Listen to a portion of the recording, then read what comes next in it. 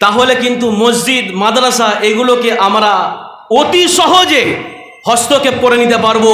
সেটা কখনো সম্ভব নয় যে মুসলমানরা এই ভারতবর্ষ স্বাধীন হবার সময়তে টন টন রক্ত দিয়ে এই ভারতবর্ষকে রক্তাক্ত করে এই ভারতবর্ষকে স্বাধীন করেছে, এই আল্লাহর নামে যদি কেউ গালি দেয়, রসুলকে নিয়ে কেউ যদি কুরুক্তি অবমাননা করে, আল্লাহর সম্পত্তি নিয়ে যদি কারো নজর পড়ে, পুনরায় যদি মুসলমানদেরকে ভারতবর্ষ স্বাধীন হবার সময়তে রক্ত দিতে প্রয়োজন হয়েছিল, দিল্লির চাঁদনি চক থেকে নিয়ে খাইবার পর্যন্ত এমন কোনো গাছ ছিল না যেখানে মুসলমান আলেম ওলামাদেরকে ফাঁসির দড়িতে ঝোলানো হয়নি।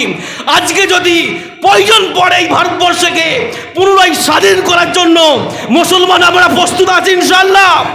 হাত তুলে দেখা ইনশাআল্লাহ। আল্লাহকে সাক্ষী রেখে বলি, আমরা 28শে ডিসেম্বরে ইমানের পরিচয় দিয়ে আল্লাহর সম্পত্তি হেফাজতের জন্য নবী আকরাম সাল্লাল্লাহু আলাইহি ওয়াসাল্লামের যারা কটূক্তি করছে, অপমান করছে, তাদের বিরুদ্ধে বিষোদ্গার করার জন্য জলদ গম্ভীর তার প্রতিবাদ করবে ইনশাআল্লাহ, উপস্থিত হবো ইনশাআল্লাহ। আল্লাহ রাব্বুল আলামিন আমাদের সকলকে